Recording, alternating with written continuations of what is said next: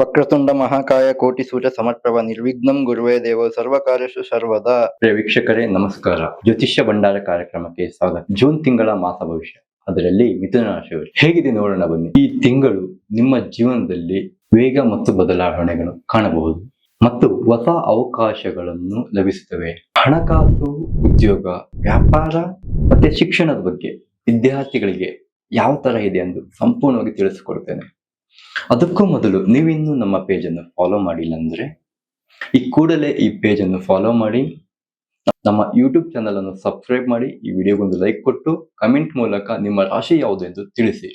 ಪ್ರಿಯ ವೀಕ್ಷಕರೇ, ಜೂನ್ ತಿಂಗಳ ಮಾಸ ಭವಿಷ್ಯ ಮಿಥುನ ರಾಶಿಯವರ ಹಣಕಾಸಿನ ವಿಚಾರದಲ್ಲಿ ಹೇಗಿದೆ ನೋಡೋಣ ಬನ್ನಿ. ಹಣದ ಹರಿವು ಉತ್ತಮವಾಗಿದೆ. ಹಿಂದೆ ನಿಂತಿದ್ದ ಕೆಲಸ ಕಾರ್ಯಗಳನ್ನು ಎಲ್ಲಾ ರೀತಿಯಿಂದ ಸಂಪೂರ್ಣಗೊಳ್ಳುವ ಅವಕಾಶಗಳನ್ನು ಇದೆ, ಸಂಪೂರ್ಣಗೊಳ್ಳಬಹುದೆಂದು ಹೇಳಲಾಗುತ್ತದೆ. ಕೆಲವರಿಗೆ ಹೊಸ ವ್ಯಾಪಾರ ಅಥವಾ ಸೈಡ್ ಇನ್ಕಮ್ ಅನ್ನೋದು ಪ್ರಾರಂಭಗೊಳ್ಳುತ್ತದೆ. ಆದರೆ ಹಣ ಬಂದ್ರೆ ಖರ್ಚು ನಿಲ್ಲೋದಿಲ್ಲ ನಿಮ್ಮ ಕೈಲಿ ಹಣ.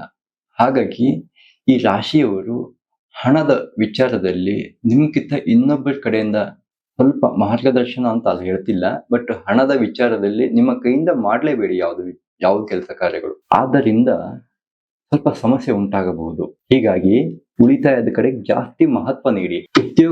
ಉದ್ಯೋಗಸ್ಥರಿಗೆ ಮತ್ತೆ ಉದ್ಯೋಗ ವ್ಯಾಪಾರ ಮಾಡುವವರಿಗೆ, ಭೂಮಿಗೆ ಸಂಬಂಧಪಟ್ಟಂತ ವ್ಯಾಪಾರಿಗಳಿಗೆ, ಹಾಗೆ ಈ ಮನೆ ಮತ್ತು ಸೈಟು ಜಮೀನಿನ ವಿಚಾರದಲ್ಲಿ ನೋಡೋದಾದ್ರೆ ಹೇಗಿದೆ ಅನ್ನೋದು ಸಂಪೂರ್ಣವಾಗಿ ತಿಳಿಸ್ತೇನೆ. ನಿಮ್ಮ ಮಾತಿನ ಶಕ್ತಿನೇ ನಿಮ್ಗೆ ದೊಡ್ಡ ಲಾಭ ತರುವಂತ ಒಂದು ಅವಕಾಶಗಳು ಕಾಣಬಹುದು. ಮಾತಿನಿಂದನೇ ಮೃತ್ಯು ಆಗ್ಬೋದು, ಮಾತಿನಿಂದನೇ ಅಮೃತನ ಕೂಡ ಆಗ್ಬೋದು. ಮಾತಿನ ಚಾತುರ್ಯ ಇದ್ದವರು ಈ ಕೆಲವೊಂದು ಕ್ಷೇತ್ರಗಳಲ್ಲಿ ಕೆಲಸ ಮಾಡಿದ್ರೆ ಬಹಳಷ್ಟು ಶುಭದಾಯಕವಾಗಿರುತ್ತೆ.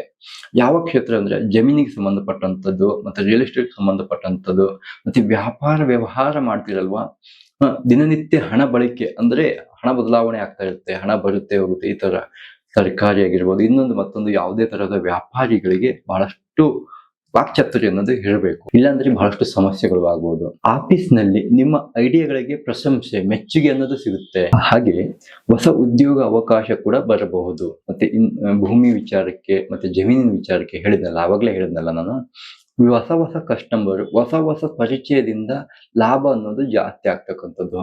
ಆತುರದ ನಿರ್ಧಾರಗಳು ತೆಗೆದುಕೊಳ್ಳಬೇಡಿ. ಆತುರದ ನಿರ್ಧಾರಗಳಿಂದ, ಬಹಳ ತರಾತುರ ನಿರ್ಧಾರಗಳಿಂದ ಸಮಸ್ಯೆಗಳು ಕಾಣ್ತೀರಿ. ಮೂರನೇ ವ್ಯಕ್ತಿ ಮೇಲೆ ನಂಬಿಕೆ, ವಿಶ್ವಾಸ ಇಟ್ಟು ಏನೋ ಮಾಡ್ತೀನಿ ಅಂತಿರಲ್ಲ, ಅದು ತಪ್ಪಿಸಿ, ಒಳ್ಳೆಯದಲ್ಲ ಅದು. ಕುಟುಂಬ ಸಂಬಂಧ ವಿಚಾರಕ್ಕೆ ಬಂದ್ರೆ ಕುಟುಂಬದಲ್ಲಿ ಸಂತೋಷಕರ ವಾತಾವರಣ ಇರುತ್ತದೆ. ಹಳೆಯ ಸ್ನೇಹಿತರು, ಬಾಲ್ಯದ ಸ್ನೇಹಿತರು ಭೇಟಿಯಾಗುವ ಸಮಯ, ಸಿಗುವ ಸಮಯ. ಅಂದ್ರೆ ನಿಮ್ ಚೈಲ್ಡ್ಹುಡ್ ನಲ್ಲಿ ನಿಮ್ಮ ಸ್ನೇಹಿತರು ಇರ್ತಾರೆ, ಅಥವಾ ಹಳೆಯ ಸ್ನೇಹಿತರಿಂದ ನಿಮ್ಗೆ ಏನೋ ಒಂದು ಸಮಸ್ಯೆ ಆಗಿರುತ್ತೆ, ಅವರೆಲ್ಲ ಮತ್ತೆ ಮರಳಿ ವಾಪಸ್ ಬರ್ತಕ್ಕಂಥದ್ದು. ಪ್ರೇಮ ವಿಚಾರಕ್ಕೆ ಬರೋದಾದ್ರೆ ಪ್ರೇಮ ಸಂಬಂಧಗಳಲ್ಲಿ ಒಳ್ಳೆ ಬೆಳವಣಿಗೆ ಕಾಣಬಹುದು. ಆದರೆ ಮಾತಿನ ಮೇಲೆ ತಾಳ್ಮೆ ಇರಲಿ. ಸಣ್ಣ ವಿಷಯ ಕೂಡ ದೊಡ್ಡದಾಗೋಕ್ಕೂ ಬಿಡಬೇಡಿ. ಹೀಗಾಗಿ ಕೋಪದ ಮೇಲೆ ನಿಯಂತ್ರಣವಿಟ್ಟರೆ ಅದೇ ನಿಮಗೆ ಒಳ್ಳೆಯದು.